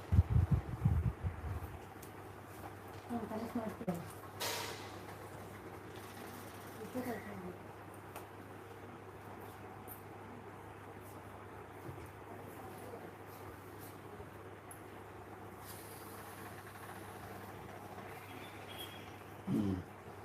ಕೇಳ್ತಾ ಇಲ್ಲ?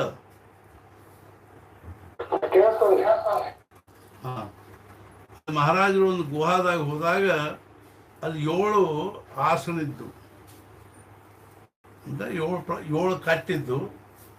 ಆ 7 ಕಟ್ಟೆಗಳಲ್ಲಿ 6 ಕಟ್ಟಿ ಮೇಲೆ 6 ಜನ ಯೋಗಿಗಳು ಕುಳಿತಿದ್ದು. ಇವ್ರು ಹೋಗಿ ಅವ್ರಿಗೆ ಸಾಷ್ಟಾಂಗ ನಮಸ್ಕಾರ ಮಾಡಿದ ಕೂಡಲೇ ಒಬ್ಬರು ಕಣ್ಣು ತೆಗೆದು ಇವ್ರಿಗೆ ಏನಂದ್ರು ಅಂದ್ರೆ ಆ ಖಾಲಿ ಇದ್ದ ಕಟ್ಟಿ ಮೇಲೆ ಕೂಡೋದು. ಮಹಾರಾಜರಲ್ಲಿ ಕೂತರು ಅದ್ರ ಮೇಲೆ.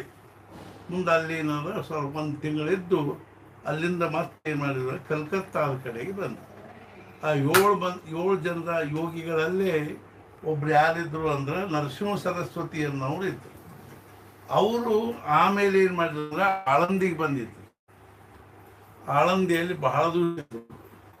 ಅವರು ಬಂದ ಮೇಲೇನೆ ಅಲ್ಲಿ ಏನು ಗೊತ್ತಾಯಿತು ಅಂದ್ರೆ ಜ್ಞಾನೇಶ್ವರ ಮಹಾರಾಜರ ಸಮಾಧಿ ಎಲ್ಲಿದೆ ಅನ್ನೋದು ಗೊತ್ತಾಯಿತು. ಅಲ್ಲಿವರೆಗೂ ಯಾರಿಗೂ ಅದೇನದ ಸಮಾಧಿ ಎಲ್ಲಿದೆ ಏನು ಅನ್ನೋ ವಿಷಯವಾಗಿ ಗೊತ್ತಿರಲಿಲ್ಲ. ಅಷ್ಟು ಅಲ್ಲದೆ ಆ ಸಮಾಧಿ ಸುತ್ತಮುತ್ತಲು ಕತ್ತೆಡ್ಜಾಡ್ತಿದ್ದು.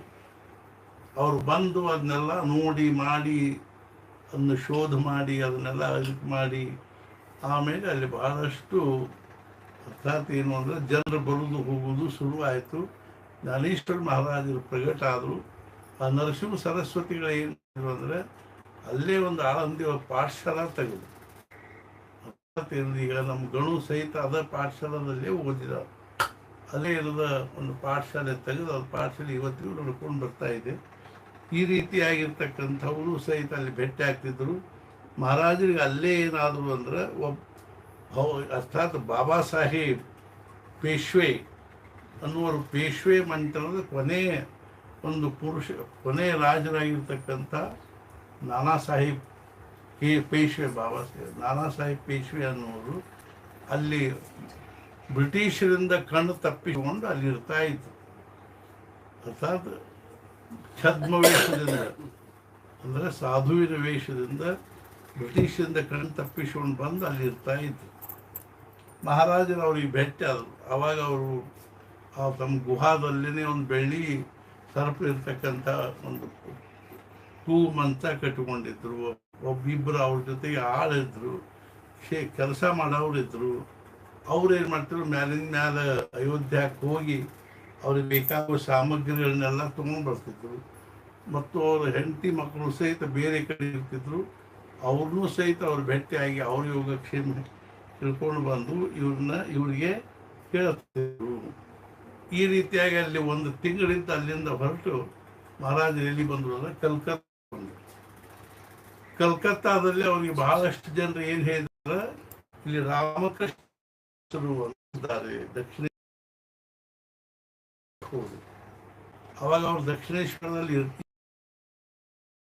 ಇಲ್ಲ ಅಂತ ತಿಳ್ಕೊಂಡು ಅಲ್ಲಿ ಅವರು ನಮಸ್ಕಾರ ಮಾಡಿದ್ರು. ದೇವಿಗೆ ನಮಸ್ಕಾರ ಮಾಡಿ ಅಲ್ಲಿಂದ ಕಲ್ಕತ್ತಾಗೆ ಬರೋ ಮುಂದೆ ರಾಮಕೃಷ್ಣ ಪರಮಹಂಸರು ಕಲ್ಕತ್ತಾದಿಂದ ದಕ್ಷಿಣೇಶ್ವರಕ್ಕೆ ಹೊರಟಿದ್ರು.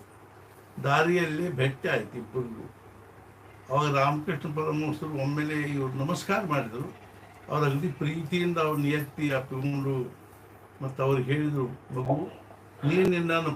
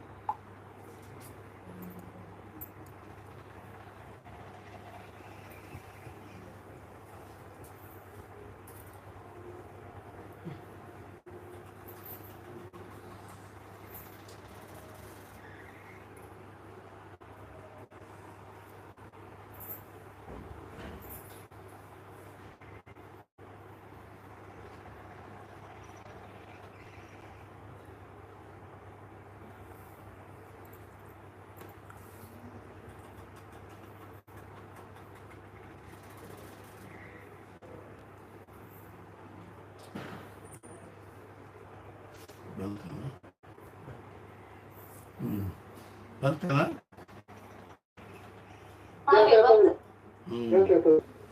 ಈ ರಾಮಕೃಷ್ಣ ಭೇಟಿ ಆದ ಕೂಡಲೇ ಮಹಾರಾಜ್ ಅವರಿಗೆ ಸಾಷ್ಟಾಂಗ ನಮಸ್ಕಾರ ಮಾಡಿದ ಕೂಡ ರಾಮಕೃಷ್ಣ ಪರಮಹಂಸರು ಹುಟ್ಟಿದ್ದು 36ರಲ್ಲಿ, ಮಹಾರಾಜ್ ಹುಟ್ಟಿದ್ದು 45ರಲ್ಲಿ. 9 ವರ್ಷ ರಾಮಕೃಷ್ಣ ಪರಮಹಂಸರು ಮಹಾರಾಜರಿಗಿಂತೂ ದೊಡ್ಡವರು. ಅಷ್ಟರಲ್ಲೇ ಅವರು ರಾಮಕೃಷ್ಣ ಪರಮಹಂಸರು ಆ ದೊಡ್ಡ ಅವಸ್ಥೆಯನ್ನು ಪಡ್ಕೊಂಡಿದ್ರು. ವಿವೇಕಾನಂದರು ಹುಟ್ಟಿದ್ದು ರಾಮಕೃಷ್ಣ ಪರಮಹಂಸರು ಹುಟ್ಟಿದ್ದನ್ನು ನಾವು ಹೆಂಗೆ ನೆನಪಿಟ್ಕೋಬೇಕು ಅಂದ್ರೆ, ಒಬ್ಬರು ವಿರುದ್ಧ ಮಾಡಿದ್ರೆ ವಿವೇಕಾನಂದ ಹುಟ್ಟಿದ್ರು 63, ರಾಮಕೃಷ್ಣ ಪರಮಹಂಸರು ಹುಟ್ಟಿದ್ದು 36. ಅರ್ಥಾತ್ ಒಂದು ನೆನಪಾದ್ರು ಇನ್ನೊಂದು ನೆನಪಾಗ್ತದೆ. ಮುಂದೆ ವಿವೇಕಾನಂದರು ದೇಹ ಬಿಟ್ಟದ್ದು 1902ನೇ ಇಸ್ವಿಯಲ್ಲಿ. ರಾಮಕೃಷ್ಣ ಪರಮಹಂಸರು ಬಹಳ ಮೊದಲೇ ದೇಹ ಬಿಟ್ಟರು. ಆ ರಾಮಕೃಷ್ಣ ಪರಮಹಂಸರು ಭೇಟಿ ಆದ ಕೂಡಲೇ ಮಹಾರಾಜರು ಅವರಿಗೆ ಸಾಷ್ಟಾಂಗ ನಮಸ್ಕಾರ ಹಾಕಿದರು. ಹಾಕಿದ ಕೂಡಲೇ ರಾಮಕೃಷ್ಣ ಪರಮಹಂಸರು ಅಂದರು, ಮಗು ನೀನು ನನ್ನನ್ನು ಕೊಂದು ಹಾಕು, ನೀನಿನ ಹತ್ಯೆಯನ್ನು ಮಾಡು ಮಾರಡಾಲು ಅಂತೇಳಿ. ನಾವು ಎಲ್ಲಿ ತನಕ ನಮ್ಮ ವ್ಯಕ್ತಿತ್ವವನ್ನು, ನಮ್ಮ ಅಹಂಭಾವವನ್ನು ಕೊಂದು ಹಾಕುವುದಿಲ್ಲ ಅಲ್ಲಿವರೆಗೂ ನಮಗೆ ಪರಮಾರ್ಥ ಇಲ್ಲ ಅಂತ ಹೇಳ್ತಾರೆ. ಆದ್ದರಿಂದ ಮನ್ಕೋ ಮಾರಡಾಲು. ಇವತ್ತೊಬ್ಬರು ಬಂದಿರೋ ವ್ಯಕ್ತಿ ಅಂದರೆ ಪರ್ಸನಾಲಿಟಿ ಡೆವಲಪ್ಮೆಂಟ್ ಅಂತ ಒಬ್ಬರು ಬಂದಿದ್ರು ಮಧ್ಯಾಹ್ನ. ಅದು ಏನು ಮಾಡ್ತೀರಿ ಡೆವಲಪ್ಮೆಂಟ್ ಅಂದ್ರೆ ಎಲ್ಲ ರೀತಿಯಿಂದ ಚೆಂದಂಗೆ ಅವರಿಗೆ ಮನೆಯೊಳಗೆ ಹೊರಗೆ ವರ್ತನೆ ಮಾಡಲಿಕ್ಕೆ ನಾವು ತಿಳಿಸ್ತೀವಿ ಅಂತ ಹೇಳಿ ನಾನು ಹೆಚ್ಚಿಗೆ ಮಾತಾಡಿಲ್ಲ. ಆಮೇಲೆ ಭಾಳ ಚಲೋ ಆಯ್ತು ಅಂತ ಹೇಳಿ ಕಳಿಸಿದೆ. ಆದ್ರೆ ಪರ್ಸನಾಲಿಟಿ ಡೆವಲಪ್ಮೆಂಟ್ ಅಂದರೆ ಒಬ್ಬ ಅತ್ಯಂತ ಚತುರ ವ್ಯವಹಾರಗಾರ ಆಗುವುದೇನು ಪರ್ಸನಾಲಿಟಿ ಡೆವಲಪ್ಮೆಂಟ್ ಅಂತ ಲಕ್ಷಣ ಅಲ್ಲ. ವ್ಯವಹಾರ ಚತುರ ಆಗುವುದೇನಲ್ಲ ಅಂದ್ರೆ, ಮತ್ತು ಎಲ್ಲರ ಜೊತೆಗೂ ಅತ್ಯಂತ ಇದರಿಂದ ಇಡುವುದು ಸಹಿತ ಪರ್ಸನಾಲಿಟಿ ಡೆವಲಪ್ಮೆಂಟ್ ಅಲ್ಲ. ಮನುಷ್ಯ ಸುಧಾರಣೆ ಆಗಬೇಕು ಅಂದರೆ ಅಂದ್ರೆ ಉತ್ತಮವಾದದ್ದು, ಧಾರಣೆ ಅಂದರೆ ಧರಿಸುವುದು. ಯಾರು ತಮ್ಮ ಅಂತಃಕರಣದಲ್ಲಿ ಅತ್ಯಂತ ಶ್ರೇಷ್ಠವಾದ ವಿಚಾರ ಅಥವಾ ಒಂದು ತತ್ವ ಬೋಧ ಅಥವಾ ಭಗವಂತನ ನಾಮ ಅಥವಾ ಭಗವಂತನನ್ನು ಧಾರಣೆ ಮಾಡಿಕೊಂಡಿದ್ದಾರೋ ಅವರು ನಿಜವಾಗೂ ಅವ್ರ ಪರ್ಸ್ನಾಲಿಟಿ ಏನದ ಸಂಪೂರ್ಣವಾಗಿ ಡೆವಲಪ್ ಆಗ್ತದೆ ಅಂತ ತಿಳ್ಕೊಳ್ಳಿ. ನಾವು ಸುಮ್ಮನೆ ಏನಾದರೂ ಮಾಡಿಕೊಂಡು ಹೋದ್ರೆ ಅಥವಾ ಅಂದರೆ ಚೆಂದಾಗಿ ಡ್ರೆಸ್ ಹಾಕ್ಕೊಂಡು ಮಾರಿಗೆ ಪೌಡ್ರ್ ಹಚ್ಕೊಂಡು ಪೌಡ್ರ್ ಹಚ್ಕೊಂಡು ಡೌಲ್ ಬಡ್ಕೊತ ಹೋದ್ರೆ ಪರ್ಸ್ನಾಲಿಟಿ ಡೆವಲಪ್ಮೆಂಟ್ ಆದಂಗೆ ಆಗೋದಿಲ್ಲ. ಅದು ಒಳಗಿನಿಂದ ಅಂತಃಕರಣದಲ್ಲಿ ಮೈಂಡ್ ಟು ಸೂಪರ್ ಮೈಂಡ್, ನಮ್ಮ ಮನಸ್ಸು ದಿವ್ಯ ಮನಸ್ಸು ಆದ ಪರ್ಸ್ನಾಲಿಟಿ ಡೆವಲಪ್ಮೆಂಟ್. ಈ ರೀತಿಯಾಗಿ ಮಹಾರಾಜರನ್ನು ಅವರು ಅಪ್ಪಿಕೊಂಡು ನೀನು ನಿನ್ನನ್ನು ಕೊಂದು ಹಾಕ್ಪ. ಇದೇ ಮಾತನ್ನು ಮುಂದೆ ಯಾರು ಹೇಳಿದ್ರು ಅಂದ್ರೆ ಇವ್ರು ಸಹಿತ ತುಕಾಮಾಯಿಗಳು ಸಹಿತ ಹೇಳಿದರು, ನಾನು ನಿನ್ನನ್ನು ಕೊಂದು ಹಾಕ್ತೀನಿ ಅಂತ, ನಾನು ನಿಮಗೆ ಜೀವ ಕೊಡ್ತೀನಿ ಅಂತ ಹೇಳಿದರು. ಆಮೇಲೆ ಅಲ್ಲಿ ಅದೇ ಸಮಯದಲ್ಲಿ ಅವರು ಬಂಗಾಳದಲ್ಲಿ ಒಬ್ಬ ದೊಡ್ಡ ಭಕ್ತರಿದ್ದರು. ಆ ಭಕ್ತರನ್ನು ಭೇಟಿಯಾದರು. ಅವರಿಂದನೂ ಅವ್ರಿಗೇನು ಸಮಾಧಾನ ಆಗಲಿಲ್ಲ. ರಾಮಕೃಷ್ಣ ಪರಮಹಂಸ ಹೇಳಿದ್ರು, ನಾನು ನಿನ್ನ ಗುರು ಅಲ್ಪ, ನಿನ್ನ ಗುರು ಬೇರೆ ಇದ್ದಾರೆ. ಆಮೇಲೆ ಅವರು ಮಹಾರಾಜರ ಕಲ್ಕತ್ತಾದಿಂದ ದಕ್ಷಿಣ ಹೈದರಾಬಾದ್ ಕಡೆಗೆ ಸಂಚಾರ ಮಾಡಿಕೊತ ಹೋದಾಗ ಒಂದು ಕಡೆಗೆ ಒಮ್ಮೆ ಇವರು ಸುಮ್ಮನೆ ಇಷ್ಟೆಲ್ಲ ಮಾಡಿದೆ, ಸದ್ಗುರು ಪ್ರಾಪ್ತ ಆಗಿಲ್ಲ, ಇನ್ನು ದಕ್ಷಿಣ ಭಾರತ ಕಡೆಗೆ ಹೋಗಬೇಕು ಅಂತ ವಿಚಾರ ಮಾಡ್ಕೊತ ಕೂತಾಗ ಒಬ್ಬರು ಸದ್ಗುರು ಏಕದಮ್ ಪ್ರಗಟ ಆಗಿ ಅವ್ರು ಹೇಳಿದರು, ನೀನು ಎಹಳೆಗಾಂವ್ ಅಲ್ಲಿನ ಸದ್ಗುರುಗಳಿದ್ದಾರೆ. ಅರ್ಥಾತ್ ಅವರೇನು ಅಂದ್ರೆ ರಾಮಕೃಷ್ಣರು ಅಂತ ಸಮರ್ಥ ರಾಮದಾಸ ಸ್ವಾಮಿಗಳ ಪರಂಪರೆಯಲ್ಲಿರ್ತಕ್ಕಂಥ ಬಹಳ ದೊಡ್ಡ ಸದ್ಪುರುಷರು. ಒಂದು ಕ್ಷಣಾರ್ಧದಲ್ಲಿ ಅವರು ಅದೃಶ್ಯ ಆಗ್ತಿದ್ರು, ಕ್ಷಣಾರ್ಧದಲ್ಲಿ ಸಾಕಾರ ಆಗ್ತಿದ್ರು. ಅಂಥ ಅವಸ್ಥೆಯಲ್ಲಿರ್ತಕ್ಕಂಥವ್ರು ಮಹಾರಾಜರಿಗೆ ಹೇಳಿದರು, ನೀನಿನ್ನ ಎಹಳೆಗಾಂವ್ಗೆ ಹೋಗು, ಔರಂಗಾಬಾದ್ ಜಿಲ್ಲಾದಲ್ಲಿ ಎಹಳೆಗಾಂವ್ ಅಂತದ, ಅಲ್ಲಿಗೆ ಹೋಗು, ಅಲ್ಲಿ ನಿನಗೆ ನಿನ್ನ ಸದ್ಗುರು ಪ್ರಾಪ್ತ ಆಗ್ತಾರೆ ಅಂತ ಹೇಳಿ ಕೂಡಲೇ ಮಹಾರಾಜರ ಎಹಳೆಗಾಂವ್ ಅಂದ್ರೆ ಎಲ್ಲಿ ಅದ, ಎರಡು ಹೆಂಗೆ ಏನು ಒಂದೆಲ್ಲ ಚೌಕಶಿ ಮಾಡಿಕೊಂಡು ಎಹಳೆಗಾಂವ್ಗೆ ಬರ್ಲಿಕ್ಕಾಗಿ ಹೊರಟರು. ಸದ್ಗುರುನಾಥ ಮಹಾರಾಜ ಜಯ ಜಯ. ಉಪಾಸನೆ